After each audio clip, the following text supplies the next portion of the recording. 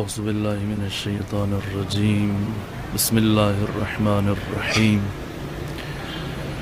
الحمد لله رب العالمين بارئ الخلائق أجمعين الحمد لأهله والصلاة على أهله الصلاة والسلام على سيد الأنبياء والمرسلين العبد المؤيد الرسول المسدد المصطفى الأمجد الحبيب الأحمد النبي الأمي المكي المدني السراج المنير الكوكب الدري صاحب الوقار والسكينة المدفون بأرض مدينة سيدنا ونبينا وشفيع ذنوبنا وطبيب قلوبنا وحبيب نفوسنا ومولانا أبي القاسم محمد المصطفى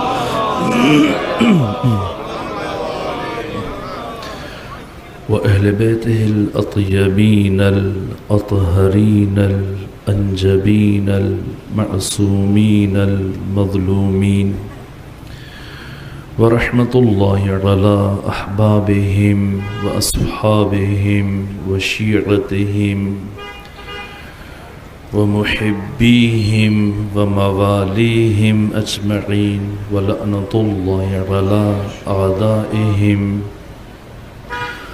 ومنكر فضائلهم وغاصب حقوقهم من جوم عداوتهم إلى الآن ومن الآن إلى قيام يوم الدين وبعد يوم الدين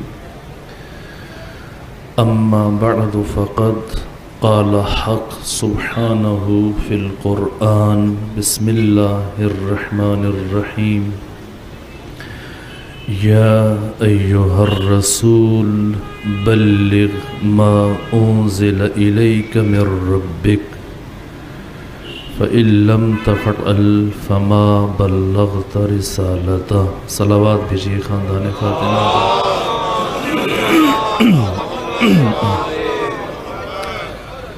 اس سے پہلے کہ اپنی ٹوٹی پھوٹی گزارشات کا آغاز کیا جائے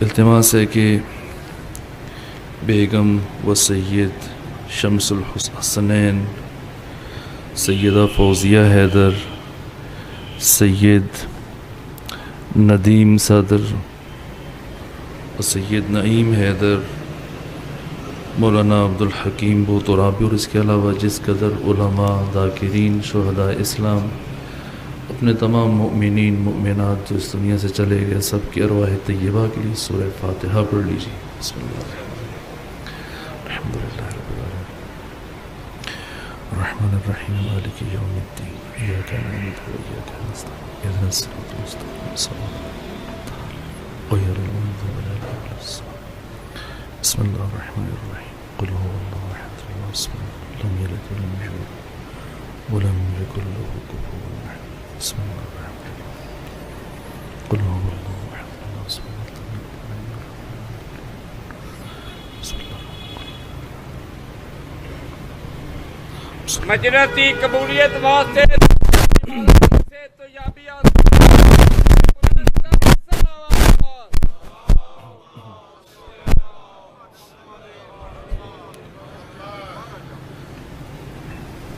ان سے روزہ مجالس عزا کے لیے منتخب کیا گیا وہ ہے روح غدیر اور نور فاطمۃ الزہرا سلام اللہ علیہ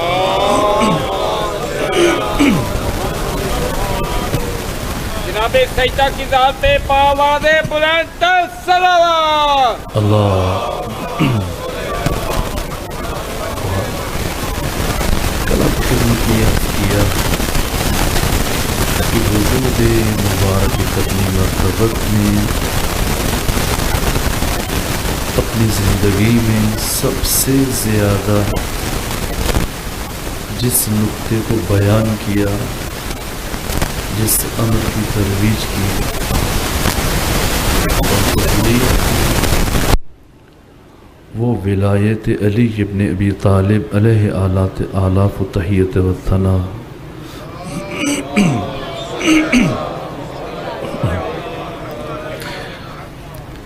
یعنی رسول اسلام نہیں جانے کی کہ جس میں مولا متقیان کی شخصیت، آپ کے مقام، آپ کی منزلت اور آپ کی ولایت و امامت کو بیان نہ کیا ہو۔ اور میں نے یہ جملہ عرض کیا تھا کہ ختمی مرتبت کی حیات طیبہ کو دیکھ کے کبھی کبھی یوں لگنے لگ جاتا ہے کہ رسول اسلام آئے ہی علی ابن ابی طالب علیہ السلام کی ولایت کو بیان کرنے کے لیے۔ سبحان اللہ۔ اگر ہم چلے جائیں سواد اعظم اور جمہور کے پاس، وہ افراد کے جو مسند ختمی مرتبت پر علی اور اولاد علی کے علاوہ کسی اور کو بٹھاتے ہیں، اگر ہم ان سے استفسار کریں کہ جنہیں آپ پیغمبر اسلام کا نائب، خلیفہ اور جانشین مان رہے ہیں، آپ کے پاس ان کی جانشینی کے لیے کیا دلیل ہے، کیا برہان ہے، تو سواد اعظم اور جمہور کے اکابرین، بزرگان اور علماء تمام تر کوششوں کے باوجود ایک سے زیادہ دلیل دینے کی صلاحیت نہیں رکھتے، اور وہ یہ کہ کسی نے ختمی مرتبت کے حین حیات نماز پڑھائی اور امامت جماعت کی ذمہ داری کو ادا کیا۔ اب بجائے خود کیا پیغمبر کی زندگی میں نماز کی امامت کرانے والا یا نماز کی امامت کروا دینا یہ خلافت اور پیغمبر کی جانشینی پر دلیل بن سکتی ہے یا نہیں، یہ ایک الگ بحث ہے۔ فرض کر لیجئے کہ دلیل بن سکتی ہے اور جمہور کے پاس یہی ایک دلیل ہے۔ اب میں آپ سے پوچھتا ہوں، سوال کرتا ہوں کہ ابھی اس وقت آپ کہاں تشریف فرما ہیں؟ جناب بدر الحسنین صاحب کے بیت الشرف میں تشریف فرما ہیں، تو کیا اسی وقت آپ اپنے گھر میں بھی موجود ہیں یا وہاں معدوم ہیں؟ وہاں موجود نہیں ہیں آپ، کیونکہ آپ یہاں ہیں۔ اور آج اگر آپ اپنے گھر میں ہوتے اس وقت تو کیا یہاں اس صف عزا پر آتے، موجود ہوتے؟ کیوں؟ سادہ سی بات کہ ایک انسان ایک وقت میں ایک ہی جگہ پر ہو سکتا ہے، دو جگہوں پر نہیں ہو سکتا۔ اب پیغمبر نے اپنی زندگی کے آخری ایام میں، اپنی بیماری کے دنوں میں ایک لشکر مرتب کیا اسامہ بن زید کی سرپرستی میں اور سربراہی میں، اور فرمایا کہ جو اس لشکر میں شمولیت نہیں کرے گا وہ ملعون ہے، دشمن خدا اور دشمن رسول ہے۔ فرمایا ہے، تمام تر کتب تاریخ نے اس حقیقت کو بیان کیا۔ اگر کوئی نہیں جائے گا تو وہ دشمن ہے خدا و رسول کا اور ملعون بھی ہے۔ اب بتائیے، ایک وقت میں انسان ایک جگہ پر ہو سکتا ہے۔ اب اگر آپ فرمائیں کہ وہ اس لشکر میں شامل ہو گئے تھے تو اس کا مطلب لعنتی ہونے سے بچ گئے وہاں پر۔ اور اگر آپ کہتے نہیں وہاں نہیں گئے تھے بلکہ نماز پڑھائی تو بے شک یہ دلیل ہے، لیکن دوسری طرف وہ دشمن خدا ہے اور اللہ اور اس کے رسول کی لعنت ہے۔ تو کیا ایسے شخص کو آپ پیغمبر کا جانشین بنا سکتے ہیں؟ نہ جائے ماندن نہ پائے رفتن۔ اگر کہیں گئے تھے تب بھی بات بگڑتی ہے، اگر کہیں رکے تھے تب بھی بات بنتی ہے، نظر نہیں آتی۔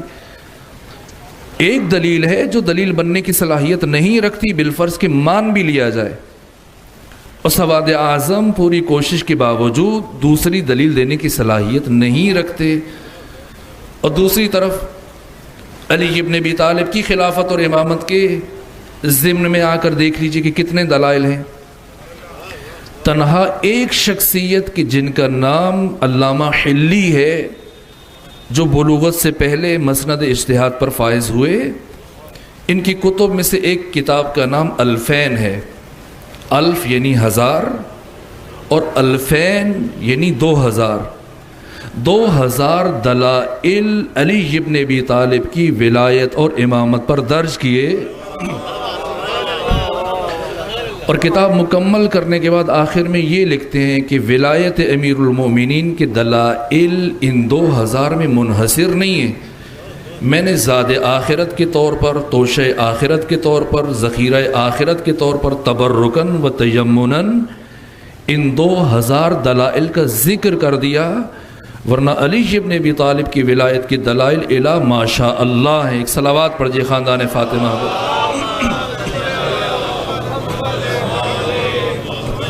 اس کا مطلب یہ کہ پیغمبر نے اپنی زندگی میں سب سے زیادہ اسی نقطے کو بیان کیا کہ اگر ہم اتنا عرصہ گزرنے کے باوجود ہزاروں دلائل رکھتے ہیں ولایت امیر المومنین پر،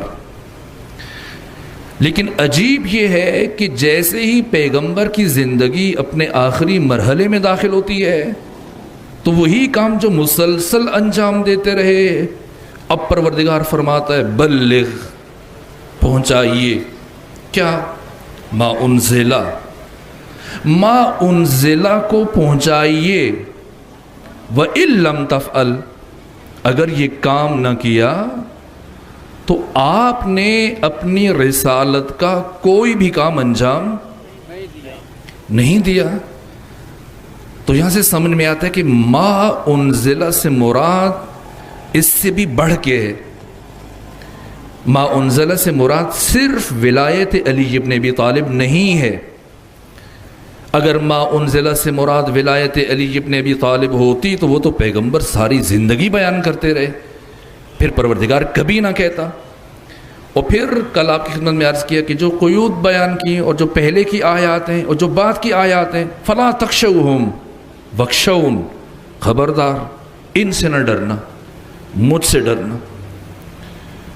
واللہ یعصمک من الناس، اللہ آپ کو لوگوں کے شر سے بچائے گا۔ اس کا مطلب یہ کہ ولایت علی ابن ابی طالب کے اوپر شر کا اندیشہ نہیں ہے، ورنہ اگر ولایت علی ابن ابی طالب پر شر کا اندیشہ ہوتا تو وہ دعوت ذو العشیرہ سے ہی شروع ہو گیا ہوتا۔ اور پھر پیغمبر نے تو ہر روز علی ابن ابی طالب کی ولایت بیان کی، ہر روز یہ شر اٹھتا، لیکن نہیں۔ اور پھر عجیب ہے، جیسے ہی پیغمبر نے یہ اعلان کیا فوراً یہ آیات نازل ہوئی، الیوم اکملت لکم دینکم، آج کے دن دین مکمل ہو گیا، آج کے دن نعمت تمام ہو گئی، آج کے دن اللہ راضی ہو گیا، اور آج کے دن کافر مایوس ہو گیا۔ الیوم یئس الذین کفروا، اس کا مطلب کہ ولایت علی ابن ابی طالب پر دین مکمل نہیں ہوا، نہ نعمت تمام ہوئی، نہ اللہ راضی ہوا، اور نہ ہی کافر مایوس ہوا۔ اگر ولایت علی ابن ابی طالب پر دین مکمل ہوتا تو دعوت ذو العشیرہ میں ہی دین مکمل ہو چکا ہوتا، چونکہ ولایت کا اعلان تو ہو گیا ہے۔ اس کا مطلب یہ ہے کہ میدان خم غدیر میں تنہا علی ابن ابی طالب علیہ السلام کی ولایت کا اعلان نہیں کیا گیا، اور نہ اس سے کافر پریشان ہوئے، نہ اس سے دشمن پریشان ہوئے۔ کیوں پریشانی ہوئی؟ اس لیے کہ پیغمبر نے جیسے ہی میدان خم غدیر میں علی ابن ابی طالب کی ولایت کا اعلان کیا تو علی کی ولایت کے اعلان کے فوراً بعد علی ابن ابی طالب کے 11 بیٹوں کی امامت، قیادت، سیادت اور رہبری کا اعلان کر دیا. اس لیے دشمن مایوس ہوا کہ اب تو یہ حکومت اور یہ اقتدار کبھی مجھ تک نہیں پہنچے گا. آج تو پیغمبر نے سارے دروازے ہمارے لیے بند کر دیے.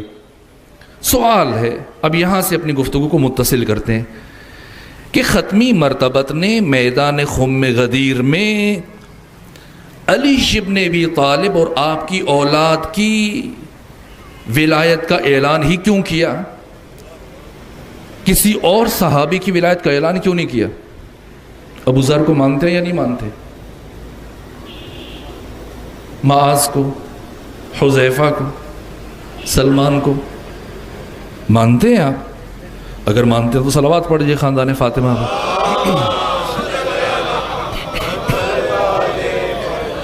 اور کتنے اصحاب ہیں، لیکن ان میں سے کسی اور کا نام نہیں لیا، کسی کو اپنا جانشین منتخب نہیں کیا.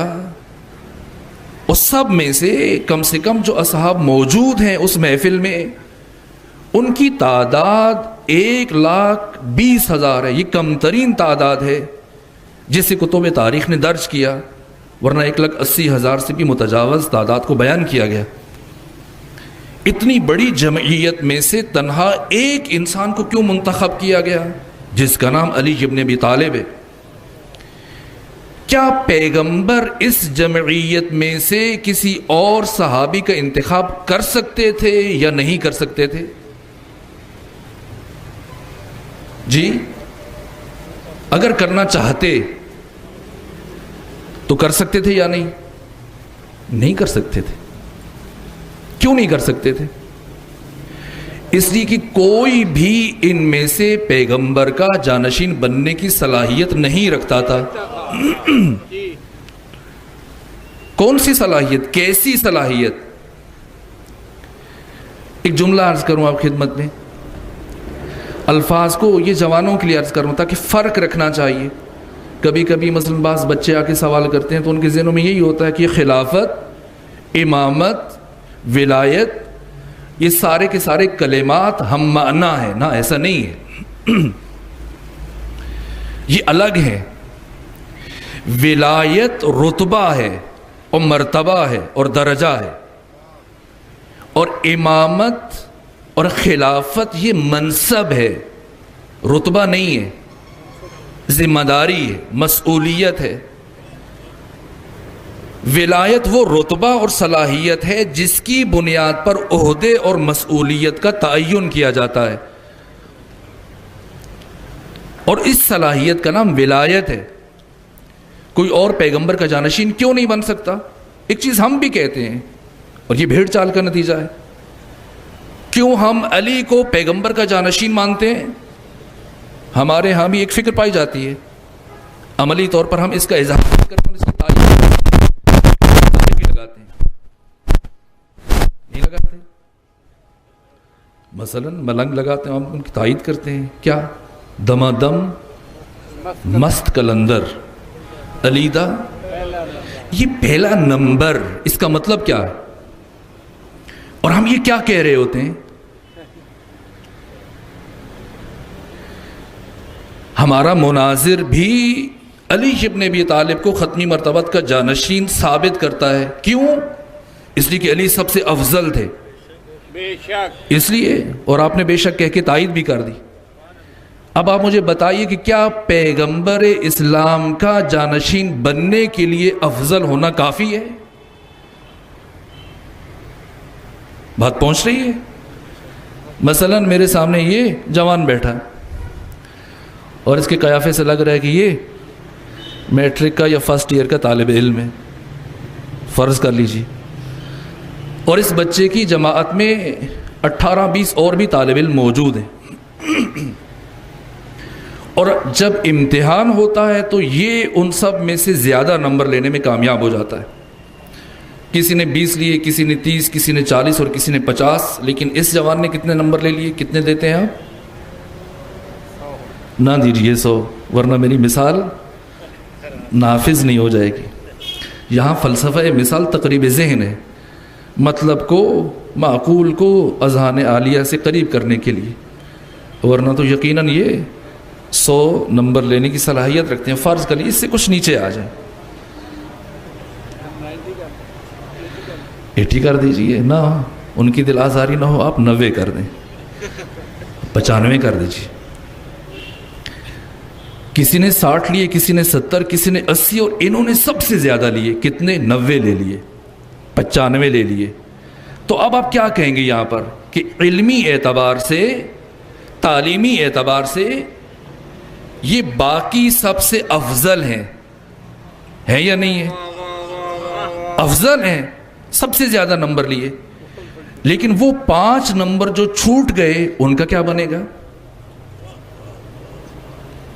جو رہ گئے، کبھی کبھی اندھوں کے درمیان کانا بھی تو راجا ہو سکتا ہے یا نہیں ہو سکتا؟ کیا کرے؟ یہ دوسروں سے افضل ہے، کیا کامل بھی ہے؟ پس پیغمبر کی جانشینی کے لیے افضل ہونا کافی نہیں ہے، کامل ہونا شرط ہے۔ صلوات پڑھ جائے محمد و آل محمد پر۔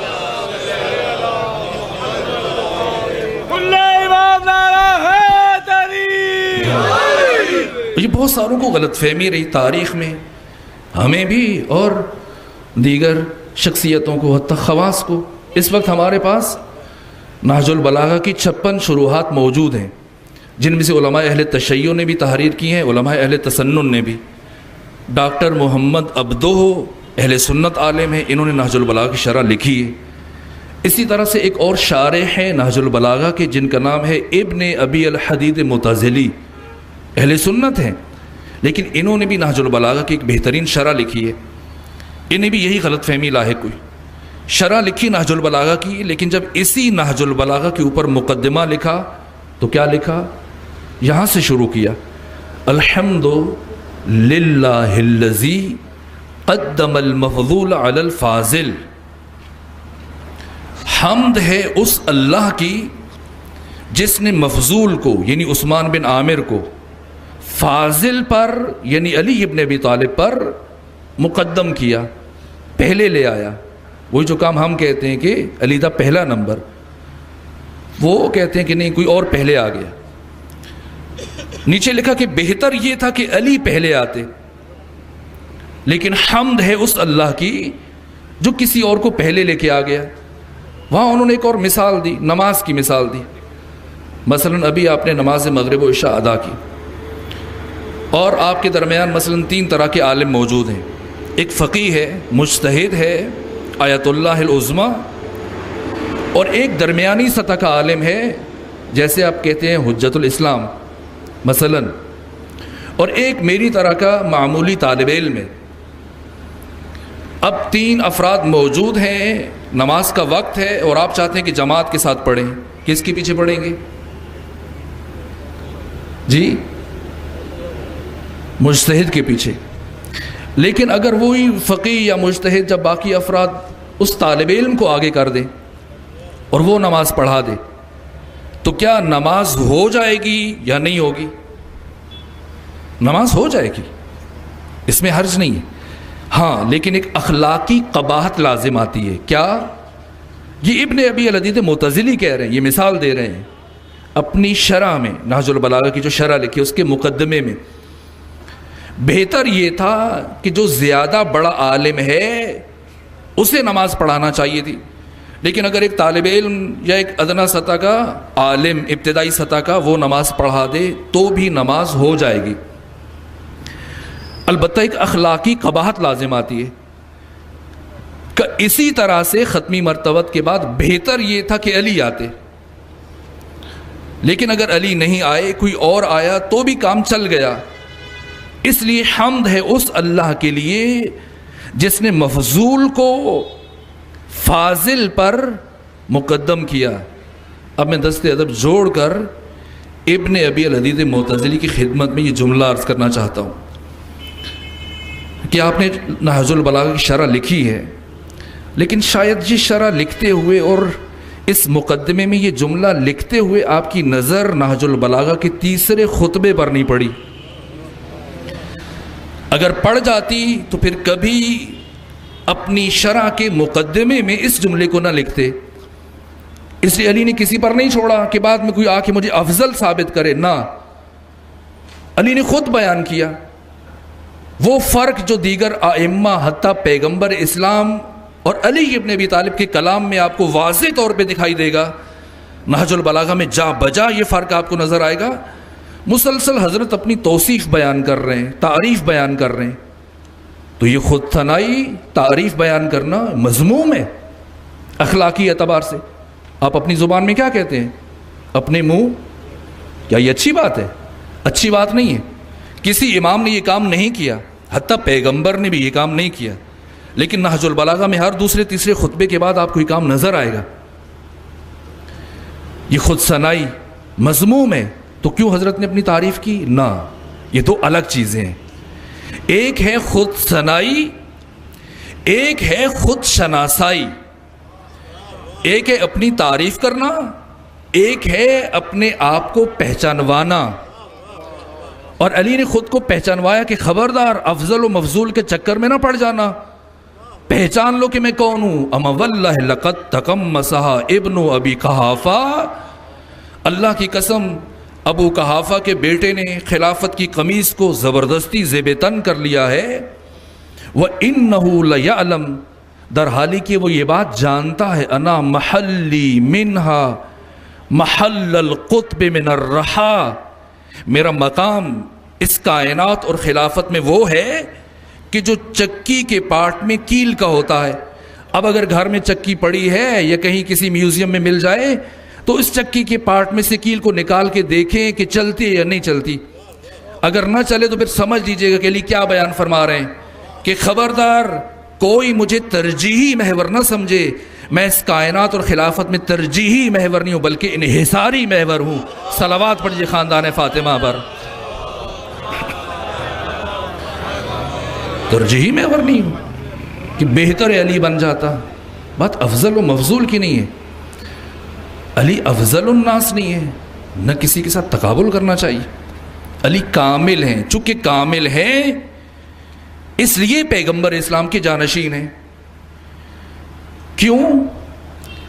ذات اقدس الہ وہ مستخلف عنہ ہے، پیغمبر اس کے خلیفہ ہیں اور اس کے جانشین ہیں۔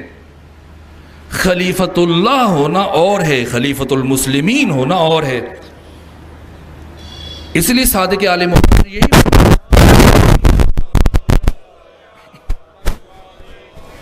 جب ابو بصیر نے پوچھا کہ بتائیے عصر غیبت میں ایک مومن کی ذمہ داری کیا ہے، کیا جواب دیا؟ فرمایا ہر نماز میں یہ دعا پڑھا کرے، اللہم عرفنی نفسک فإنک ان لم تعرفنی نفسک لم اعرف نبیک۔ یہ دعا ایک ہم بھی پڑھتے ہیں، اللہم کل ولیک الحجۃ ابن الحسن۔ اس دعا میں اور اس دعا میں زمین آسمان کا فرق ہے۔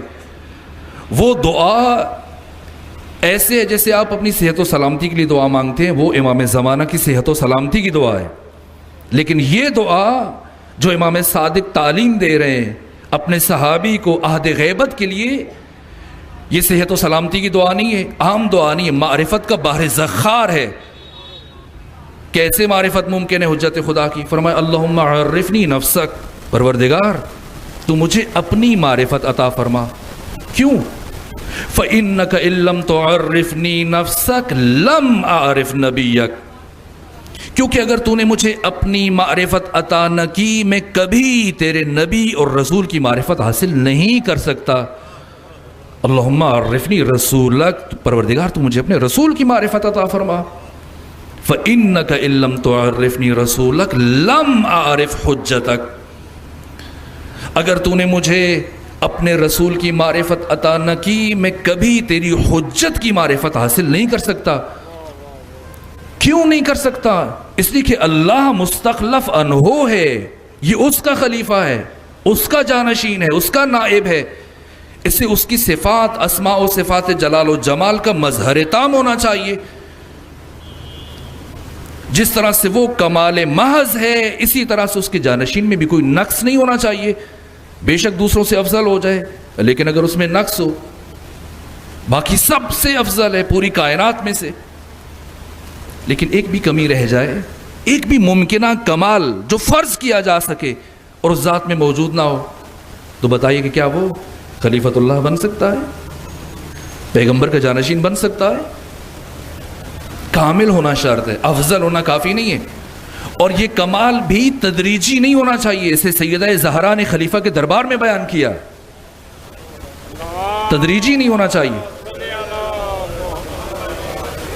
جب آپ سجدہ کی ذات سے پاواز بلند صلوات،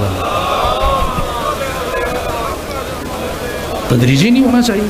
جیسے گاہے ہمارے ممبر سے بیان ہوتا کہ ایک صاحب تھے، خطیب تھے، عالم تھے، اور وہ جوانوں کو ترغیب دے رہے تھے کہ ہمیں جوانوں کو ویٹ لفٹنگ کرنی چاہیے، باڈی بلڈنگ کرنی چاہیے، ورزش کرنی چاہیے. کیوں؟ کہ علی ابن ابی طالب علیہ الصلوۃ والسلام بھی مشق کرتے تھے، ورزش کرتے تھے. جوانوں کو بھی ان کے اسوہ پہ چلنا چاہیے. علی ابن ابی طالب کی شجاعت ان کی مشقوں کی اور ممارست کی اور تمرین کی رہین منت ہے. اگر یہ فرض کر لیں تو کچھ بھی ہو، علی کبھی بھی پیغمبر کا جانشین بننے کی صلاحیت نہیں رکھتے. وجود مبارک علی ابن ابی طالب علیہ آلاف و تحیت و ثنا کا کوئی بھی کمال تدریجی نہیں ہے، بلکہ پروردگار نے، حق تعالی نے تمام تر فضائل اور تمام تر کمالات کی حد انتہا کو علی ابن ابی طالب کی لافانی حیات کا نقطہ آغاز بنا کر بھیجا اس کائنات میں. اگر علی یہاں آ کے سیکھیں، بے شک پیغمبر سے سیکھیں، ایک مرحلے میں نہ جانتے ہو یا کم جانتے ہو اور آہستہ آہستہ پھر جان جائیں اور زیادہ جان جائیں، کچھ بھی ہو جائے، یہ کبھی بھی پیغمبر کا جانشین بننے کی صلاحیت نہیں رکھتے. علی کا کوئی بھی کمال تدریجی نہیں ہے، علی کا علم تدریجی نہیں ہے. ہمارے ہاں فقہاء اور مجتہدین جب فتویٰ دینے کی صلاحیت ہوتی ہے تو تقریباً کیا عمر ہوتی ہے ان کی؟ جی 50 سال مسلسل محنت کرتے کرتے آخری مرحلے میں پھر فتویٰ دینے کی صلاحیت آ جاتی ہے، مرجع بن جاتے ہیں اور آپ ان کی تقلید کرتے ہیں. تو کیا علی ابن ابی طالب پڑھتے پڑھتے پڑھتے آخر عمر میں اس درجے پہ پہنچے کہ فرمایا سلونی سلونی قبل ان تفقدونی؟ نہ. 36 ہجری سے لے کے 40 ہجری تک مسلسل علی ابن ابی طالب نے یہ دعویٰ کیا. تو کیا یہ دعویٰ بڑھاپے میں ہے؟ نہ، جوانی میں 33 برس کی عمر میں یہی دعویٰ کیا. کیا فرمایا؟ بل اندمجت علی مکنون علم لو بہت لضطربتم اضطراب العرشیۃ فی طویل بعیدہ. فلسفہ سکوت علوی بیان کیا 5ویں خطبے میں. فرمایا وہ علم کا ٹھانٹھے مارتا ہوا بے کنار سمندر کہ علی جس کی ایک جھلک اگر بشریت کے اوپر ظاہر کر دے تو اس کائنات کے تمام انسان اس طرح سے کپ کپانے لگ جائیں اور تھر تھرانے لگ جائیں جیسے انتہائی گہرے کنویں میں ڈول کی رسی کپ کپاتی اور تھر تھراتی ہے. یہ جوانی میں دعویٰ کیا کہ پوری بشریت مل کر بھی علی ابن ابی طالب کے علم کی ایک جھلک برداشت نہیں کر سکتی. تو کیا وہ بڑھاپے میں علم تھا اور یہ جوانی میں؟ تو بچپنے میں وہ علم نہیں تھا نہ. اگر بچپنے میں وہ علم نہ ہوتا تو کبھی بھی پیغمبر کے ہاتھوں پہ آ کے یہ نہ فرماتے کہ یا رسول اللہ بتائیے قرآن سننا چاہتے ہیں، تورات سننا چاہتے ہیں، زبور سننا چاہتے ہیں. علی کا علم تدریجی نہیں ہے.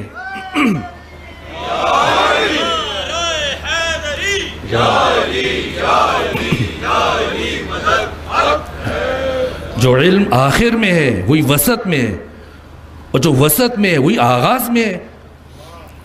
اگر علم تدریجی نہیں ہے، شجاعت بھی تدریجی نہیں ہے.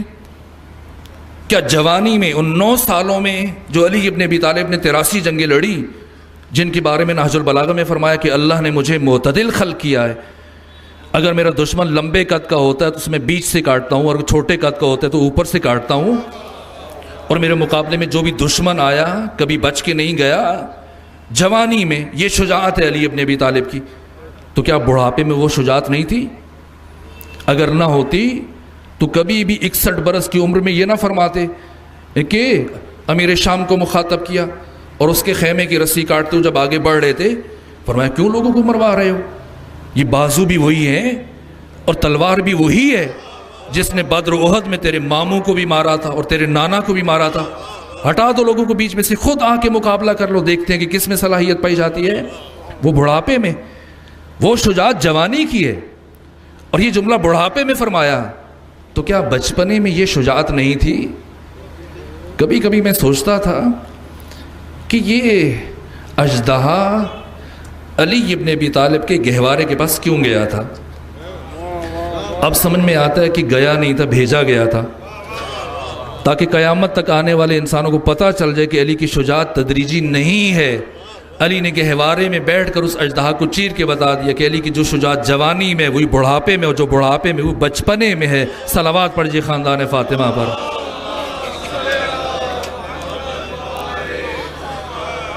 علی ابن ابی طالب کا کوئی بھی کمال تدریجی نہیں ہے۔ اگر تدریجی ہوتا تو کبھی بھی جانشین نہیں بن سکتے پیغمبر اسلام کے۔ یہی بات سیدہ زہرا نے فرمائی کیا فَمَن يَهْدِي إِلَى الْحَقِّ أَحَقُّ أَن يُتَّبَعَ أَمَّن لَّا يَهْدِي إِلَّا أَن يُهْدَىٰ فَمَا لَكُمْ كَيْفَ تَحْكُمُونَ کہ کیا ہادی کے لیے مہدی ہونا شرط ہے یا مہتدی بھی ہادی بن سکتا ہے؟ ہادی ہدایت کرنے والا، مہدی ہدایت یافتہ، مہتدی محتاج ہدایت۔ ہادی کے لیے مہدی ہونا چاہیے، کمال یافتہ ہونا چاہیے۔ اور تنہا علی نہیں، یہ جتنے امام زمانہ تک سب کے سب اسی درجہ رفیع پر فائز ہیں، اور سب کی ولایت مساوی ہے، برابر ہے۔ جو ولایت پیغمبر کی ہے وہی ولایت علی کی ہے، جو ولایت علی کی ہے وہی ولایت فاطمہ کی ہے، وہی ولایت امام زمانہ تک ایک ایک ولی خدا کی۔ فرق نہیں ہے ان 14 ولایت میں، تکوینی اعتبار سے، تشریعی اعتبار سے بھی، یہاں تک کہ کبھی بھی مرد اور عورت میں تساوی نہیں ہے۔ لیکن یہاں آ کر وہ مرحلہ ہے کہ جہاں پر مرد اور عورت کی ولایت میں تساوی پائی جاتی ہے۔ علی کی 11 فرزندان اور علی کی ولایت، اسی طرح سے خود فاطمہ الزہرا سلام اللہ علیہ کی ولایت،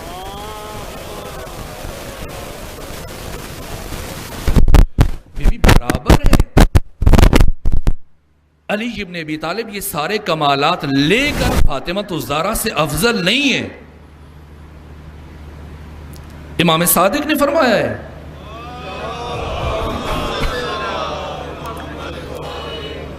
فرمایا کہ اگر اس کائنات میں میرے جد بزرگوار علی ابن ابی طالب نہ ہوتے تو کوئی بھی میری جدہ طاہرہ فاطمہ الزہرا کا ہمکف، ہمسر اور برابر نہ ہوتا۔ یعنی سارے کمالات لے کر علی فاطمہ سے افضل نہیں ہیں، برابری کی منزل پر ہیں، تساوی کی منزل پر ہیں۔ علم علی اور علم فاطمہ برابر ہے، طہارت علی اور طہارت فاطمہ برابر ہے، عصمت علی اور عصمت فاطمہ برابر ہے، عبادت علی اور عبادت فاطمہ برابر ہے، شجاعت علی اور شجاعت فاطمہ برابر ہے۔ فرق نہیں ہے کسی بھی مرحلے میں۔ علم علی خود علی کی زبان سے آپ نے ایک جھلک سنی ہے، اور علم فاطمہ یہی علی ابن ابی طالب ایک دن اپنے گھر میں داخل ہوتے ہیں، سلام کرتے ہیں زوجہ کو، سیدہ سلام کا جواب دیتی ہیں، اور علی فرماتے ہیں فاطمہ آئیے میرے پاس آ کر بیٹھ جائیے، آج میرا جی چاہ رہا ہے کہ آپ کو اس کائنات کے اسرار اور رموز اور معارف تعلیم دوں۔ سیدہ اٹھی، آگے بڑھی، کہا کہ آپ امام ہیں، میرے شوہر ہیں، مفترض الطاعہ ہیں، آپ کی اطاعت کو حق تعالیٰ نے مجھ پر واجب قرار دیا ہے۔ اگر آپ سنانا چاہتے ہیں تو میں سننے کے لیے آمادہ ہوں، لیکن اگر مجھے اجازت دیتے ہیں تو جو آپ فرمانا چاہتے ہیں میں سنا دیتی ہوں آپ کو۔ علم میں برابر ہیں، عبادت میں برابر ہیں۔ کیسے خاتون مرد کے ساتھ عبادت میں برابری کر سکتی ہے؟ چونکہ مہینے کے بہت سارے ایام میں خاتون نماز اور روزے سے محروم رہ جاتی ہے، اس لیے اللہ نے اس بیوی کو بطول بنا کے بھیجا تاکہ عبادت میں بھی تساوی ہو جائے، شجاعت میں بھی برابر ہیں۔ کل شجاعت فاطمی عرض کروں گا۔ علی ابن ابی طالب کی 86 جنگیں، 83 جو عصر ختمی مرتبت میں لڑی اور 3 اپنے عہد خلافت میں، وہ ایک طرف ہیں، اور جو جنگ فاطمہ الزہرا نے لڑی ہے اسے میں کل بیان کروں گا، وہ ایک طرف ہے، برابر ہے شجاعت میں۔ یہ 14 کے 14 تساوی کی منزل پر ہیں، کوئی بھی ان کے برابر نہیں ہو سکتا۔ میدان خم غدیر میں جو ان کی ولایت کا اعلان کیا، کس لیے کیا؟ اس سے پہلے اللہ نے ان ذوات کو اور ان ہستیوں کو اس کائنات میں بھیجا کیوں؟ کس لیے بھیجا ہے اللہ نے؟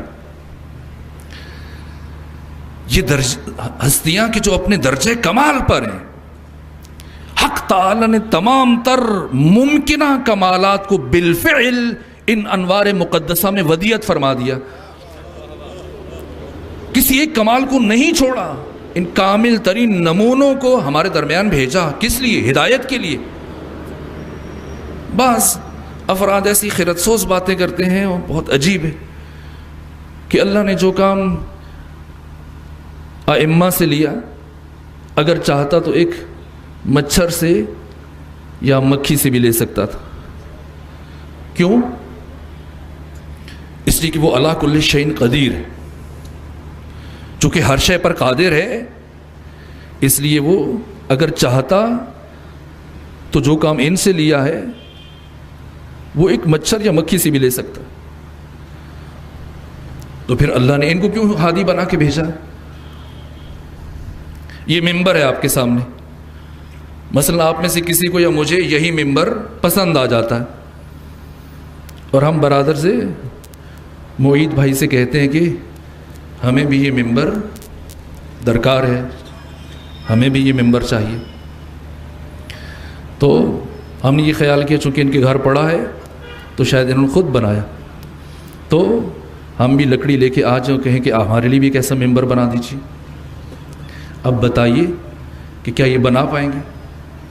جہاں تک میری معلومات میں ہے یہ لکڑی کا کام نہیں جانتے، لیکن مروت میں آ کر ہمارے کہنے پہ انکار نہ کریں، کوشش شروع کر دیں تو آخر میں ایندھن اکٹھا ہو جائے گا جو تندور میں جلانے کے کام آئے گا، تو ممبر نہیں بن سکا۔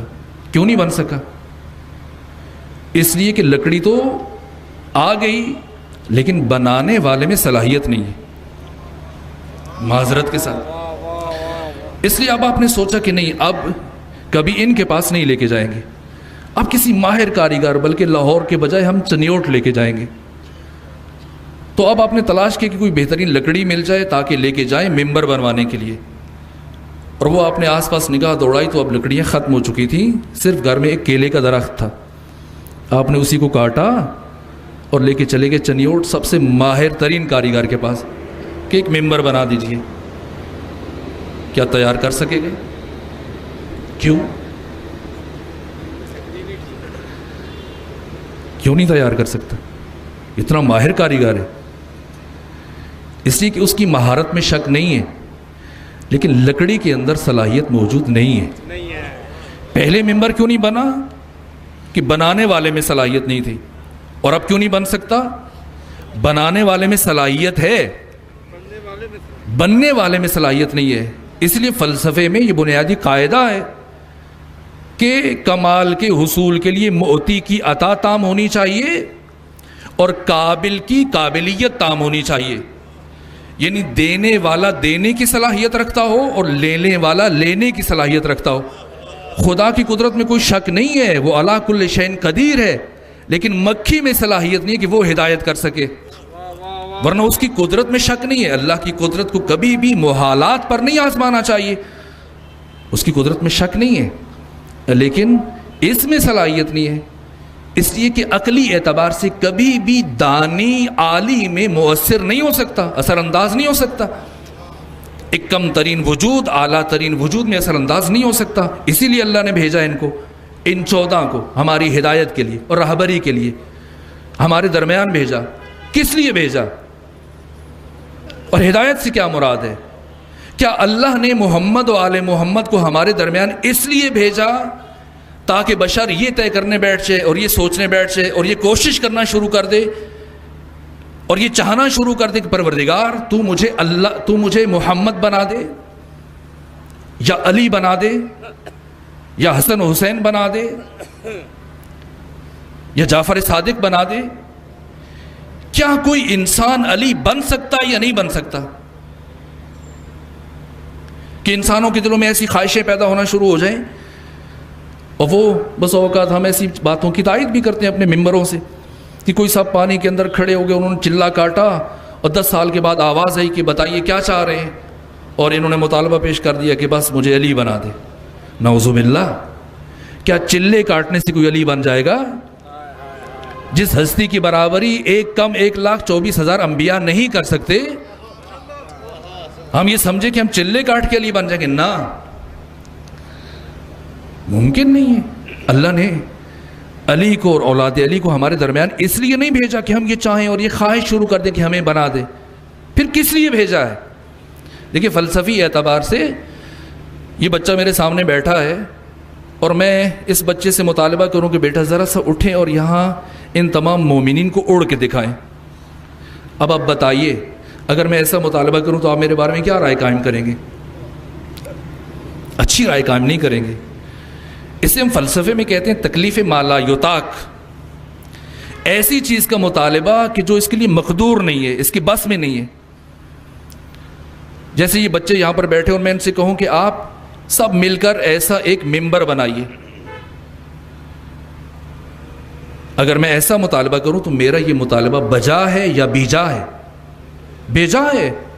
ظاہر ہے کہ یہ طالب علم ہے، ان کے اندر یہ صلاحیت نہیں پائی جاتی۔ لیکن اگر میں یہ مطالبہ کروں ان بچوں سے کہ آپ ان سب کے ہاتھوں میں میں ایک کاغذ دے دوں، ایک لیڈ پینسل دے دوں کہ آپ اس ممبر کی تصویر بنائیے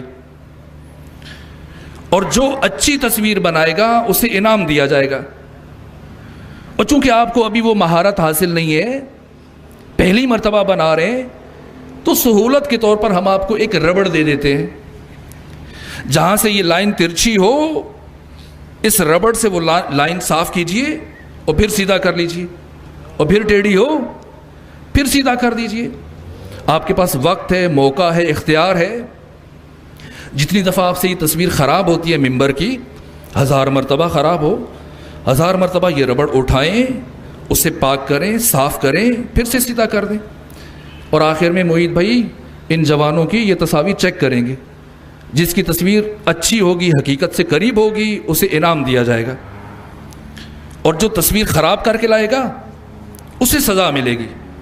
اگر یہ مثال میں پہنچانے میں کامیاب ہوا تو پھر فلسفہ رسالت بھی سمجھ میں آ جائے گا، انزال رسل اور انزال کتب کا فلسفہ بھی واضح ہو جائے گا، فلسفہ معاد بھی واضح ہو جائے گا، فلسفہ امامت بھی واضح ہو جائے گا، اور فلسفہ عدالت بھی واضح ہو جائے گا۔ کیوں بھیجا اللہ نے ان 14 کو ہمارے درمیان؟ اس لیے کہ ہم علی بنیں؟ نہ، یہ ہمارے لیے مقدور نہیں ہے، ممکن نہیں ہے۔ پھر کس لیے بھیجا؟ کہ ہم اپنے ہاتھوں میں کاغذ لے لیں اور ان 14 کا عکس بنائیں۔ اب ہاتھوں میں کاغذ نہیں لینا ہے، بلکہ جادہ بھی خود ہیں، راہی بھی خود ہیں، منزل بھی خود ہیں، سالک بھی خود ہیں، مسلک بھی خود ہیں، سلوک بھی خود ہیں، خود ہی معمار ہیں، خود ہی عمارت ہیں۔ ہم نے بنانا ہے، ہم ان جیسے نہیں بن سکتے۔ بس ہمارا وظیفہ یہ ہے کہ ہم نے ان کی ایک جھلک اپنی ذات کے اندر لے کے آنی ہے، وہ رنگ لے کے آنا ہے۔ تو چونکہ ابھی ہمیں اتنی مہارت نہیں ہے، کہیں ہم سے غلطی ہو سکتی ہے، اشتباہ ہو سکتا ہے، خطا ہو سکتی ہے، اور اگر کہیں سے یہ تصویر، یہ جھلک، یہ خاکہ خراب ہونے پہ آئے تو پھر چونکہ وہ خدائے رحمان ہے تو اس نے توبہ کی ایک ربڑ ہمارے ہاتھوں میں دے دی ہے کہ جہاں سے یہ تصویر خراب ہونے کے لیے آئے تو پھر توبہ کی ربڑ اٹھاؤ اور اسے سیدھا کر لو، پھر خراب ہو جائے پھر سیدھا کر لو، اور تمہارے پاس مہلت ہے جب تک زندہ ہو، لیکن جب مرو گے تو قیامت کے دن تمہاری ان تصویروں کو دیکھا جائے گا۔ جس کی تصویر ان کے قریب تر ہوگی اسے انہی کے ساتھ جنت میں بھیج دیا جائے گا، اور اگر کوئی اپنی اس تصویر کو مس کر کے لے آئے گا تو پھر اسے جہنم میں بھیج دیا جائے گا۔ چونکہ قرآن فرما رہا ہے کہ ہمیں انسان پیدا نہیں کیا گیا، انسان بننے کے لیے پیدا کیا گیا ہے۔ اور انسان کیسے بنا جا سکتا ہے؟ انسان کامل کی یہ 14 نسخے اللہ نے ہمارے درمیان رکھ دیے کہ بس انہیں دیکھتے جاؤ، وہ رنگ اپنے اندر لاتے جاؤ، یہی تمہارا وظیفہ ہے۔ اگر بات پہنچ گئی تو صلوات پڑھیے خاندان فاطمہ پر۔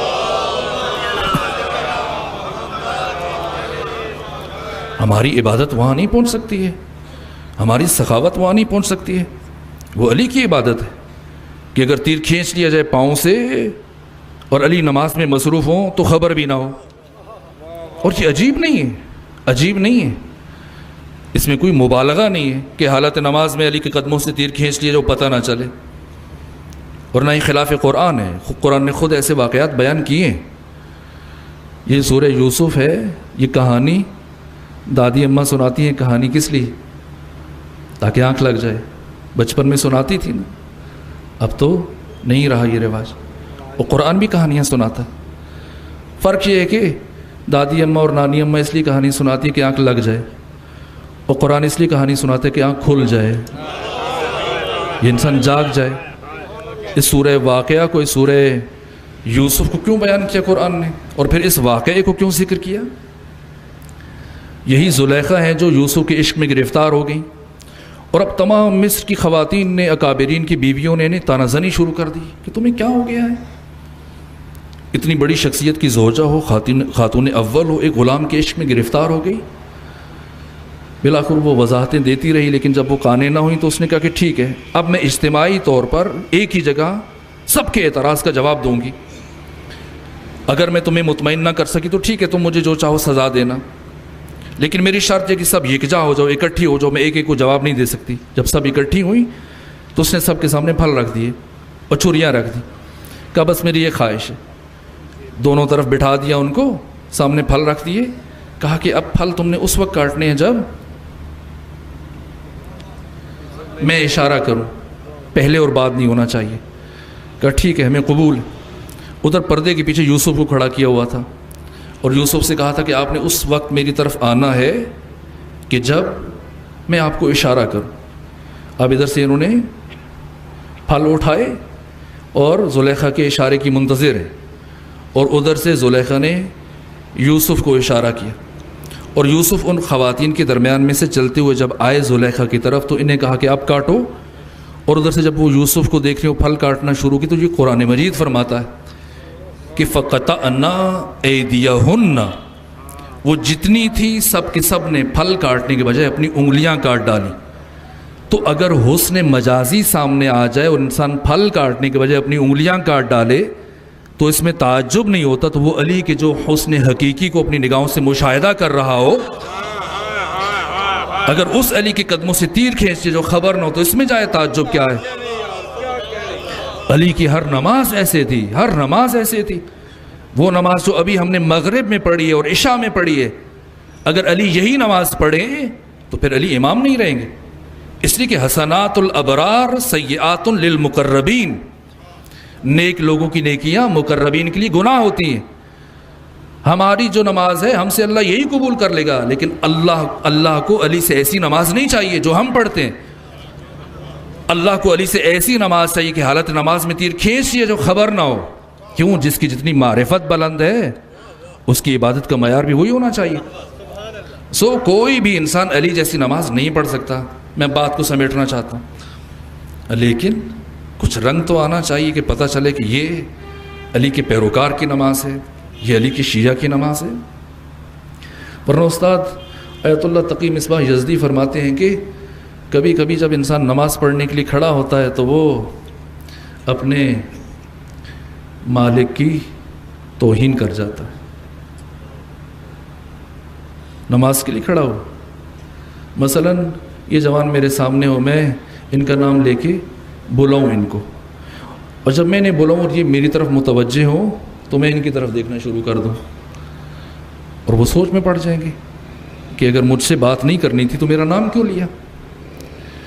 خود ہم جب کھڑے ہوتے نماز کے لیے کیا کہتے ہیں؟ انی وجہت وجہی للذی فطر السماوات والارض، اے احکم الحاکمین، اے رب الارباب، اے بادشاہوں کے بادشاہ،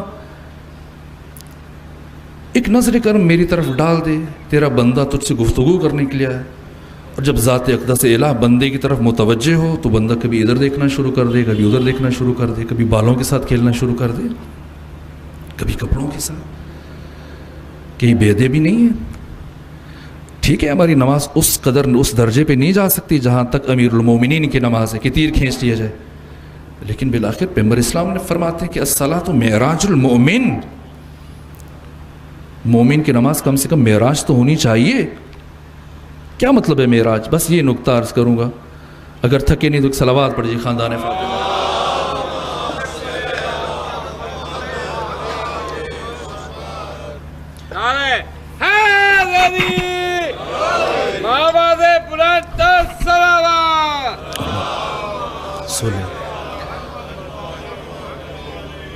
ابھی آپ نے مغرب کی نماز پڑھی ہے، عشاء کی پڑھی ہے، اب مجھے بتائیے کہ نماز ختم ہوتی فوراً بعد آپ کیا کام کرتے ہیں؟ بس میں بچوں کے لیے اس حدیث کا معنی عرض کر کے مجلس ختم کر رہا ہوں، گفتگو سمیٹ رہا ہوں، یہی عرض کرنا، اس سے آگے نہیں بڑھیں گے آج کی رات۔ جیسی نماز ختم ہوتی ہے فوراً بعد کیا کام کرتے ہیں آپ؟ جی تسبیح سے پہلے درود پڑھتے ہیں، کرتے کیا ہیں؟ جی ادھر ادھر نہیں دیکھتے ہیں آپ؟ نہیں، دیکھیں آپ نے یہ کام کیا ہے، ابھی آپ بھولے ہوئے ہیں، شاید زیادہ تھک کے اس لیے بھول گئے۔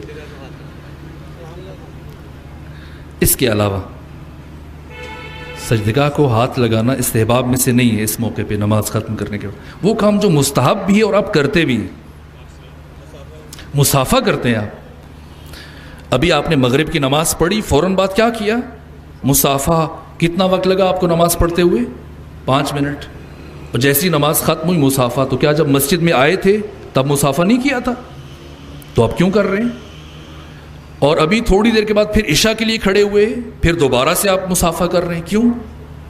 ابھی تھوڑی دیر پہلے تو کیا تھا، جب آئے تب کیا، پھر نماز کے بعد کیا، اب پھر مصافحہ کر رہے ہیں، کیوں مصافحہ کر رہے ہیں؟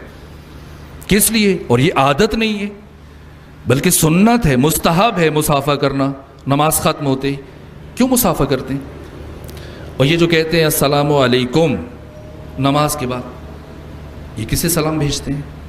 اس لیے جملہ عرض کروں تاکہ اس حدیث کا مفہوم کسی حد تک میرے محترم سامعین تک پہنچ جائے۔ اب تشہد پڑھتے ہیں، اور تشہد کے بعد جب آپ پڑھتے ہیں اللہم صلی علی محمد و آل محمد، یہ درود ان 14 کی ولایت کا اقرار ہے، اعلان ہے اور اظہار ہے۔ یہ درود رکوع میں واجب نہیں ہے، سجدے میں واجب نہیں ہے، قنوت میں واجب نہیں ہے، لیکن تشہد میں پہنچ کر یہی درود واجب ہو جاتا ہے۔ کیوں؟ اس لیے کہ تشہد میں اب آپ نماز ختم کر رہے ہیں، آپ نے ان 14 کی ولایت کی گواہی دینی ہے، اس لیے اس درود کو آپ پر واجب قرار دیا گیا۔ مستحب کی نیت سے پڑھیں گے تو آپ کی نماز باطل ہے۔ جیسے آپ نے یہ درود پڑھا، اس کے بعد کیا پڑھتے ہیں؟ السلام علیکہ ایھا النبی، آپ نبی پر سلام بھیجتے ہیں۔ پھر کیا کہتے ہیں؟ السلام علینا وعلی عباد اللہ الصالحین، ہم پر سلام ہو اور صالحین پر سلام ہو۔ یہ صالحین کون ہیں؟ مسلمین، مؤمنین، شہداء، صدیقین، انبیاء، مرسلین، یہ سب شامل ہیں صالحین میں۔ اس کے بعد کیا پڑھتے ہیں؟ السلام علیکم ورحمۃ اللہ وبرکاتہ۔ یہ کسے سلام بھیجتے ہیں آپ؟ کون بچ گیا؟ کسے بھیجتے ہیں سلام؟ کتنا وقت گزر گیا آپ کو جہاں بیٹھے ہوئے؟ تاکہ اندازہ بھی ہو جائے کہ ہم کہیں دیر تو نہیں ہو چکی۔ گھنٹہ گزر گیا۔ اس گھنٹے میں کیا آپ نے کسی دوسرے کو مصافحہ کیا ہے؟ اتنا وقت گزر گیا لیکن مصافحہ نہیں کیا۔ میں بھی ممبر کی اونچائی سے برابر دیکھ رہا ہوں، کسی نے دوسرے کو مصافحہ نہیں کیا، لیکن وہاں آپ مصافحہ بھی کرتے ہیں، پھر آپ سلام بھی کہتے ہیں۔ نبی پہ بھی آپ نے سلام بھیج دیا، مسلمین، مومنین، متقین، شہداء، صدیقین، ائمہ، مرسلین، سب پہ سلام بھیج دیا۔ اب یہ کون بچا ہے جس کے لیے آپ کہتے ہیں السلام علیکم ورحمۃ اللہ وبرکاتہ؟ یہاں پر بھی سلام ہو۔ کسے سلام کہہ رہے ہیں؟ اور سلام کب کیا جاتا ہے؟ ابھی تو نہیں کر رہے آپ۔ سلام ہمیشہ تب کیا جاتا ہے جب انسان کسی نئی جگہ سے آتا ہے۔ بیٹھے بیٹھے اگر کوئی سلام کرے تو دوسرے سمجھیں گے ایب نارمل ہے، بیمار ہے۔ سلام ہمیشہ تب کیا جاتا ہے جب انسان نئی جگہ سے آتا ہے۔ یہ نماز کیا ہے؟ کیوں پیغمبر نے فرمایا کہ نماز مومن کی معراج ہے؟ اور کیوں نماز سے پہلے وضو کو واجب قرار دیا گیا؟ بغیر وضو کی نماز کیوں نہیں ہوتی؟ اور وضو کیوں کرنا چاہیے؟ اور کلی کریں 3 مرتبہ ناک میں پانی ڈالیں، وہ پھر ہاتھ دھوئیں، اور پھر آپ چہرہ دھوئیں۔ اب یہ کلی کرنا مستحب ہے، ہاتھ دھونا مستحب ہے، ناک میں پانی ڈالنا مستحب ہے، لیکن چہرہ دھونا؟ آخر کیا وجہ ہے؟ ایک کام مستحب ہوتا ہے، دوسرا کام واجب کیوں ہو جاتا ہے؟ کس لیے؟ پروردگار سمجھاتا ہے، دیکھو انسان پہلے ہاتھوں میں پانی ڈالو اور اس کا رنگ دیکھو، خراب تو نہیں ہے، اس میں کوئی خرابی تو نہیں ہے، اور جب دیکھ لیا کہ اس کا رنگ درست ہے تو آپ اس کو منہ میں ڈالو اور کلی کرو اور اس کا ذائقہ دیکھو، اور جب تشفی ہوگی کہ اس کا ذائقہ بھی درست ہے تو اب ناک میں پانی ڈالو اور اس کی بو کو چیک کرو۔ جب پتہ چل جائے کہ اس کا رنگ بھی صحیح ہے، اس کا ذائقہ بھی صحیح ہے، اس کی بو بھی صحیح ہے، تو یہ سارے کام مستحب تھے۔ اب اسی پانی کو اپنے ہاتھوں پہ ڈالو اور واجب کی نیت سے چہرے پہ ڈالو، کیونکہ اب تم نے تھوڑی دیر کے بعد اللہ کی بارگاہ میں اس سے ملاقات کرنے کے لیے حاضر ہونا ہے، تو اب اس نیت سے پانی ڈالنا ہے کہ تیری نافرمانی کر کر کے جو چہرہ سیاہ ہو گیا اور اس لائق نہیں رہا کہ اب تیری بارگاہ میں پیش ہو سکے، میں تیرے اس پاک اور طاہر و طیب پانی کو وسیلہ بنا کے چہرہ دھو رہا ہوں تاکہ تیری بارگاہ میں سرخرو ہونے میں کامیاب ہو سکوں، اس لیے۔ اور اب کھڑا ہے اللہ کی بارگاہ میں، اللہ اکبر کہہ رہے، تکبیرۃ الاحرام، کیا مطلب؟ یعنی میں نے اس دنیا سے ہاتھ اٹھا لیے اور اب میں تیری طرف پرواز کر رہا ہوں۔ اعوذ باللہ کو آہستہ پڑھنا چاہیے، دل میں پڑھنا چاہیے، کیوں؟ یہ پھر کبھی عرض کروں گا۔ بسم اللہ الرحمن الرحیم کو اونچا پڑھنا چاہیے۔ اور یہ کیا ہو رہا ہے؟ یہ ایک سفر کا آغاز ہو رہا ہے۔ وضو کر کے جو جائے نماز پہ کھڑا ہوا در حقیقت یہ ایک پرواز کے لیے تیار ہو رہا ہے۔ آپ جب سفر کرتے ہیں ایروپلین سے، جہاز سے، یا آپ نے اڑتے ہوئے دیکھا ہوگا جہاز کو، کیسے اڑتا ہے؟ پہلے رینگتا ہے، پھر آہستہ آہستہ تیز ہوتا ہے، پھر منہ اٹھاتا ہے، پھر بلندیوں میں گم ہو جاتے ہیں۔ بے عین ہی یہی انداز ہے مسجد میں اور جائے نماز پر مومن کا۔ پہلے آتا ہے، جائے نماز پہ کھڑا ہوتا ہے، کہتا ہے بسم اللہ الرحمن الرحیم، شروع کرتا ہوں اس اللہ کے نام سے جو رحمان ہے، جو رحیم ہے۔ بس آخری کلمات ہیں، توجہ فرمائیے گا۔ الحمدللہ رب العالمین، حمد ہے اس اللہ کے لیے جو تمام جہانوں کا پالنے والا ہے، الرحمن الرحیم، جو رحمان ہے، جو رحیم ہے، مالک یوم الدین، جو آخرت کے دن کا مالک ہے۔ اچانک کیا ہوا؟ مالک یوم الدین، جو آخرت کے دن کا مالک ہو۔ پھر کیا ہوا؟ ایاک نعبد و ایاک نستعین، میں تیری ہی عبادت کرتا ہوں اور تجھ سے ہی مدد چاہتا ہوں۔ یہ کیا ہوا؟ وہ جو پہلے وہ اس جو کر رہا تھا، فوراً تو پہ آ گیا، تم پہ آ گیا۔ اس لیے کہ پہلے جب اس نے نماز شروع کی تھی، اس سفر میں جو اس نے ملک سے ملکوت کی طرف شروع کیا تھا تو فاصلہ تھا، ابھی ملک سے قریب تر تھا اور ملکوت سے دور تھا، اس لیے وہ جو کہہ رہا تھا، لیکن جیسے جیسے بڑھتا چلا گیا، عالم ملکوت سے قریب تر ہوتا چلا گیا، تو اب گفتگو مرحلہ غیاب سے نکل کر مرحلہ خطاب میں داخل ہو گئی، اور اب یہ فرشتوں کی صفوں میں اپنے اللہ کے ساتھ ہم کلام ہے۔ کبھی کہتا ہے بحول اللہ تعالی وقوتی اقوم واقعد، میں تیری ہی دیو طاقت و قوت سے اٹھتا اور بیٹھتا ہوں۔ یہ نماز جو مومن کی معراج ہے کہ انسان کا جسم تو یہیں رہ جاتا ہے لیکن اس کی روح پرواز کرتی ہے عالم ملکوت کی طرف، فرشتوں کی صفوں میں اپنے رب کے ساتھ ہم کلام ہو جاتا ہے، عاشق اپنے معشوق کے ساتھ، حبیب اپنے محبوب کے ساتھ، بندہ اپنے اللہ کے ساتھ، غلام اپنے آقا کے ساتھ۔ اور جب یہ سلسلہ تکلم و تنطق ختم ہوتا ہے اور انسان دوبارہ اس عالم ملکوت سے اس عالم ملک کی طرف پلٹتا ہے، مسجد میں آتا تو کہتے ہیں السلام علیکم ورحمۃ اللہ وبرکاتہ۔ میرے آگے جو پیش امام ہے اس کو بھی میرا سلام ہو، میرے دائیں بائیں جو نمازی ہیں سب کو میرا سلام ہو۔ سلام بھی کرتا ہے، مصافحہ بھی کرتا ہے، کیوں؟ اسی کی نئی جگہ سے آیا ہے، اور اگر مجھ جیسا کوئی گنہگار یہیں کھڑا ہو تو کیا اسے بھی سلام کرنے کا حق ہے؟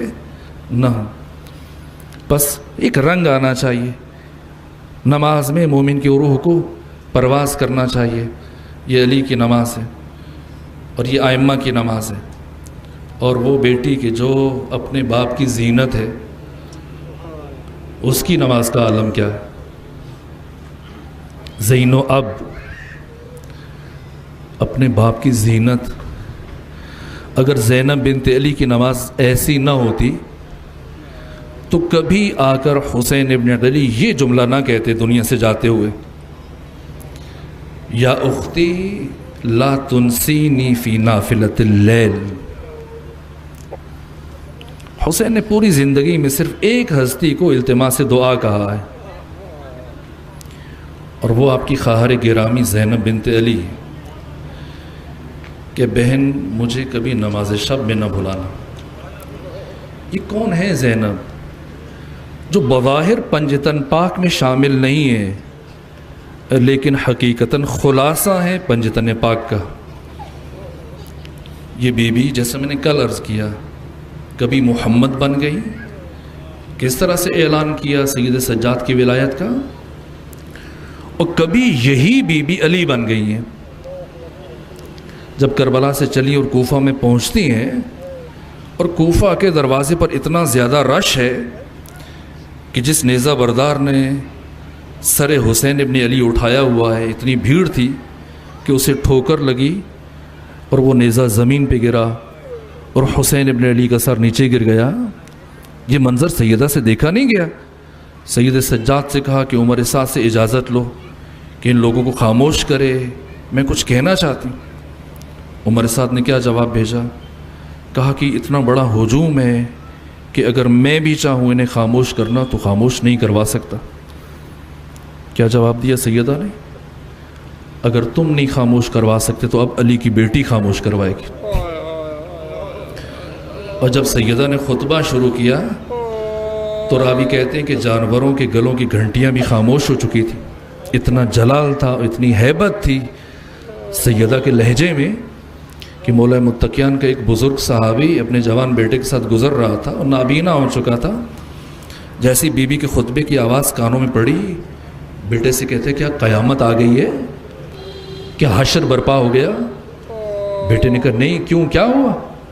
کہا کہ جب علی کو ضرب لگی تھی تو علی نے دنیا سے جاتے ہوئے کہا تھا کہ اب میری آواز محشر کے دن سنو گے، اور میں یہاں بازار میں علی ابن ابی طالب کی آواز سن رہا ہوں۔ کہا یہ علی کی آواز نہیں ہے، علی کی شیر دل بیٹی زینب بنت علی کی آواز ہے۔ یہ بی بی کبھی محمد بنی، کبھی علی بن گئی، کبھی حسن بن گئی، وہ کہ جو علی اکبر کی لاش پہ ڈاڑے مار مار کے رو رہی تھی، اور وہ محمد کی لاش پہ یوں خاموش ہیں کہ شاید یہ ان کے بیٹے ہی نہیں ہیں۔ کون اس خاموشی کو سمجھے گا؟ کبھی حسن بن گئی اور کبھی یہی بی بی حسین بن گئی۔ کربلا سے کوفہ اور کوفہ سے شام، جب بھی کوئی بچہ گرتا تھا بی بی خود کو اونٹ کی بلندی سے زمین پہ گرا دیتی تھی، چونکہ دشمن نے قافلہ نہیں روکنا تھا اور بچہ اس کی جان ضائع چلی جاتی۔ جس طرح سے حسین ہر شہید کی لاش پر تیر کی طرح سے پہنچتے تھے، سیدہ زینب ہر بچے کی جان کو بچانے کے لیے خود کو اونٹ کی بلندی سے نیچے گراتی تھی۔ کبھی یہی بی بی عباس بن گئی۔ جب خیمے جل گئے اور شام غریباں ٹوٹی ہوئی تلوار لے کر طواف کرنا شروع کیا بچوں کے گرد، کیا کہا؟ بھیا عباس اٹھو، دیکھو کل جو کام تم انجام دے رہے تھے آج وہی کام تمہاری بہن زینب انجام دے رہی۔ کیا کیا اس بی بی نے، کیا کیا؟ آیت اللہ مرشی نجفی بہت عظیم فقیہ تھے۔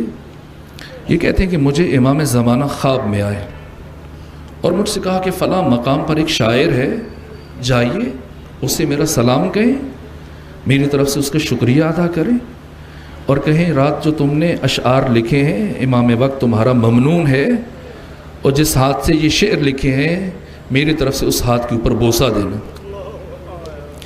آیت اللہ مرشی کہتے ہیں کہ جب میں گیا، ملا، امام کا سلام پہنچایا، امام کی طرف سے اس کے ہاتھ کا بوسہ لیا، شکریہ ادا کر کے پلٹنے لگا، تو میں نے سوچا کہ وہ کیا اشعار ہیں جن کے لیے امام وقت شکریہ ادا کر رہا ہے، ہاتھوں پہ بوسہ دے رہا ہے۔ میں نے کہا شاید ذرا وہ کلام اٹھا کے لے آؤ۔ جب وہ کلام لے کے آیا تو اس کا پہلا یہ شعر یہ تھا کہ کربلا در کربلا می ماند اگر زینب نہ بود، کہ کربلا ہی میں رہ جاتی اگر زینب بنت علی نہ ہوتی۔ یہ زینب بنت علی ہیں جو کربلا کو شام لے کے گئیں، اور آج 14 صدیاں گزرنے کے بعد کربلا کو ہم تک پہنچایا۔ کیسے پہنچایا؟ وہ بی بی جو شب عاشور بار بار بے ہوش ہو رہی تھی اور حسین بار بار اپنی بہن کو ہوش میں لا رہے تھے، صرف یہ سوچ کر کہ کل میرا بھائی شہید ہو جائے گا۔ زینب کا تعلق حسین سے وہی ہے جو مچھلی کا پانی سے ہے۔ جب بی بی کی شادی ہو گئی اور بنو ہاشم کی خواتین پہنچی گئیں احوال پرسی کے لیے، کہا بی بی خوش ہے، دل لگ گیا، کسی چیز کی کمی تو نہیں ہے؟ کیا جواب دیا؟ سب کچھ ہے، کسی چیز کی کمی نہیں ہے، بس اس گھر میں مجھے میرا بھیا حسین نظر نہیں آتا۔ وہ جو حسین کے بغیر ایک لمحہ نہ گزار سکیں، اب یہ سوچ کر کے کل میرا بھائی شہید ہو جائے گا بار بار بے ہوش ہو رہی ہیں۔ ایک مرتبہ حسین اپنی بہن کو ہوش میں لائے، کہا زینب آپ علی کی بیٹی ہیں، آپ کو علی کی شجاعت چاہیے، کل آپ نے اس کاروان کی قیادت کرنی ہے، اور زینب آپ نے میرے مقصد کو بچانا ہے۔ وہی بی بی جو یہ سوچ کر کے بار بار بے ہوش ہو رہی تھی، روز عاشور چند قدم کے فاصلے پر اپنے بھائی کو ذبح ہوتے ہوئے دیکھا لیکن برداشت کیا۔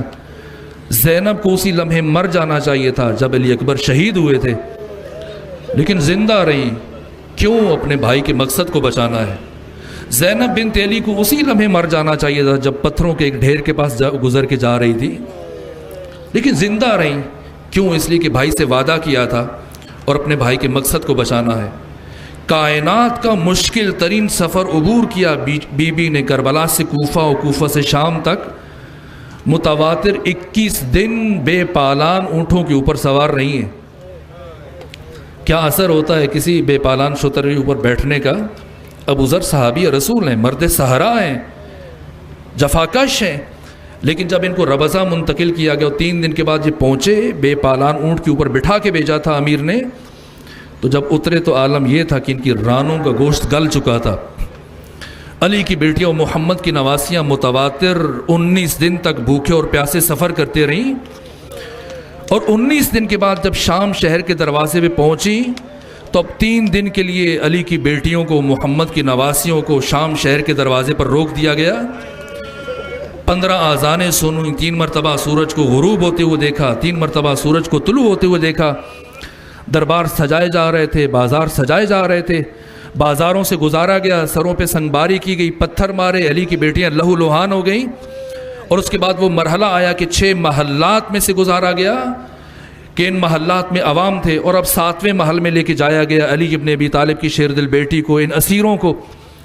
یہ 7واں محل یزید کا محل تھا، جہاں پر یزید اس تخت پر بیٹھا ہوا تھا، اور عالم یہ تھا کہ کھچا کھچ یزید کا محل ہزاروں افراد سے بھرا ہوا تھا۔ پوری اسلامی دنیا سے اور دوسرے ملکوں سے سفیر بلائے گئے تھے، گورنر بلائے گئے تھے، خواص کو بلایا گیا تھا۔ پچھلے 6 محلات میں عوام تھے، 6 7ویں محل میں خواص تھے، سب کے سب کرسیوں پہ بیٹھے ہیں، ایک طرف لوگ کھڑے ہیں، یزید تخت کے اوپر بیٹھا ہوا ہے۔ ایسے عالم میں ان اسیروں کو یزید کے دربار میں لایا گیا۔ یزید جی سوچ رہا تھا کہ ان اسیروں کو جب اتنے دن بھوک اور پیاس اور مشکل ترین سفر کے بعد میرے سامنے لایا جائے گا تو میری ہیبت دیکھنے کے بعد سب کے سب میرے سامنے سجدہ ریز ہو جائیں گے، سب مجھ سے معافیاں مانگیں گے۔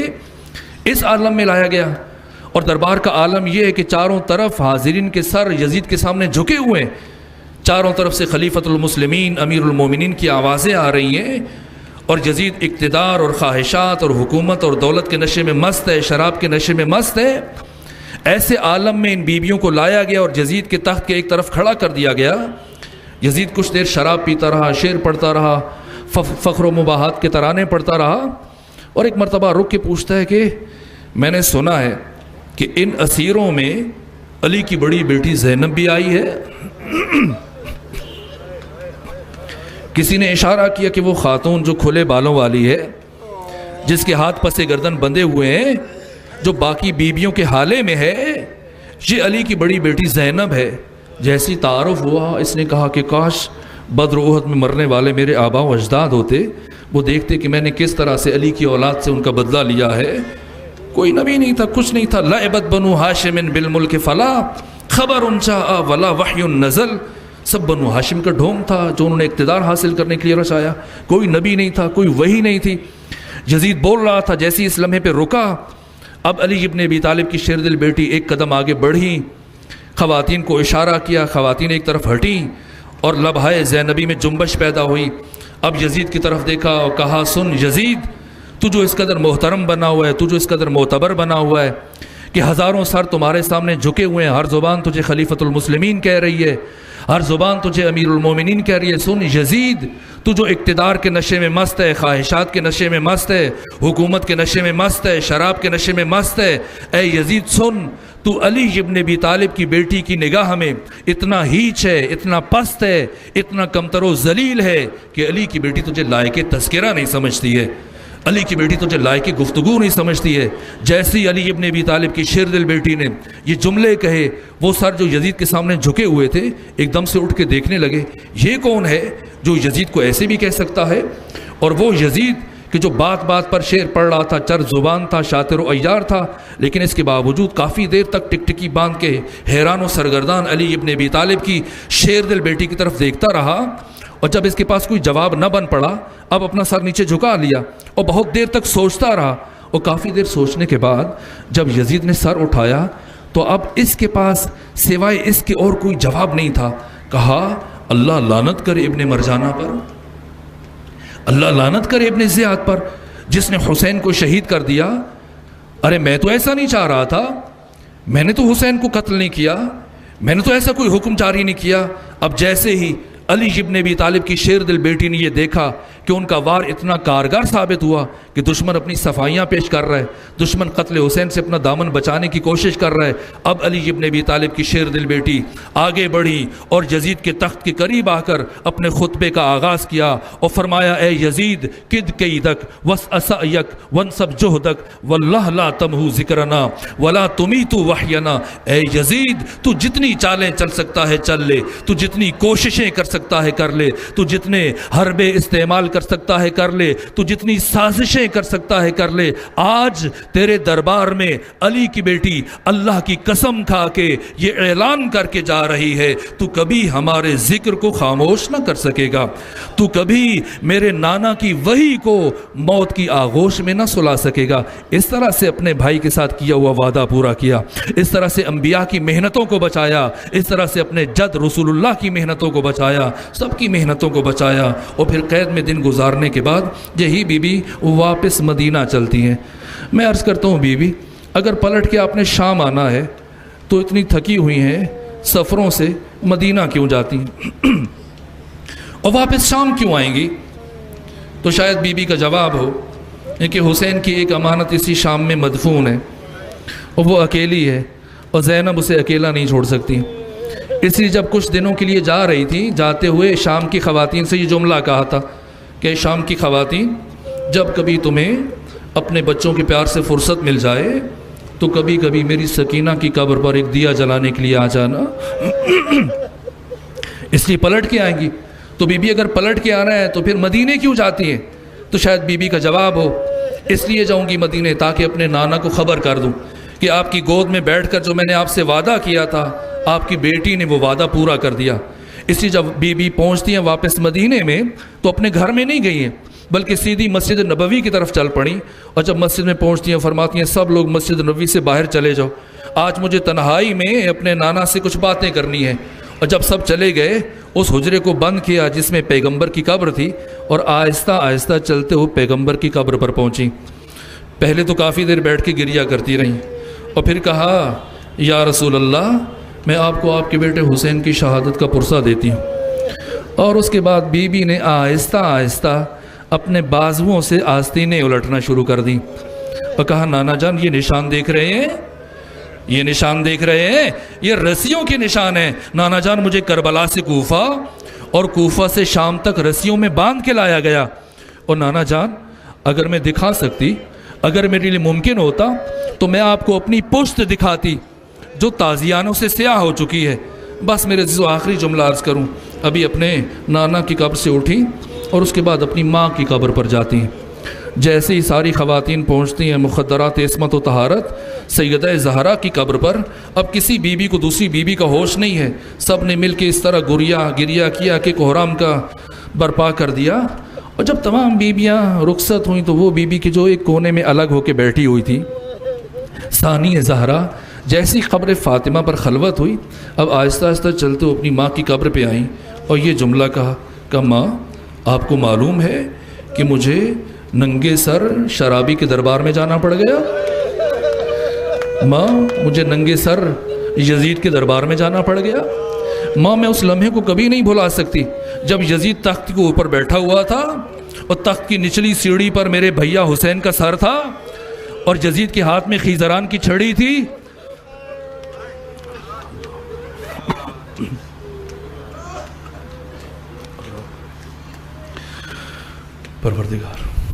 پروردگار بحق محمد وآل محمد ہماری عبادت کو اپنی بارگاہ میں قبول فرما۔ پروردگار ہمارے گناہوں کو معاف فرما، ہمارے والدین کے گناہوں کو معاف فرما۔ پروردگار ہم سب کو نعمت تقوی عطا فرما، نور بصیرت اور نور معرفت عطا فرما۔ جو مومن مریض ہیں انہیں شفا عطا فرما، جو تنگ دست ہیں ان کی تنگ دستی دور فرما، جو پریشان حال ہیں ان کی پریشانی دور فرما، جو بے اولاد ہیں انہیں اولاد عطا فرما، جو رحلت کر گئے سب کو جوار اہل بیت میں جگہ عطا فرما۔ پروردگار امام زمانہ کے سپاہیوں کی حفاظت فرما، یوسف زہرا کے ظہور میں تعجیل فرما، ہم سب کو آقا کا سپاہی بننے کی توفیق عطا فرما۔ رحم اللہ من قرأ الفاتحہ۔ بسم اللہ الرحمن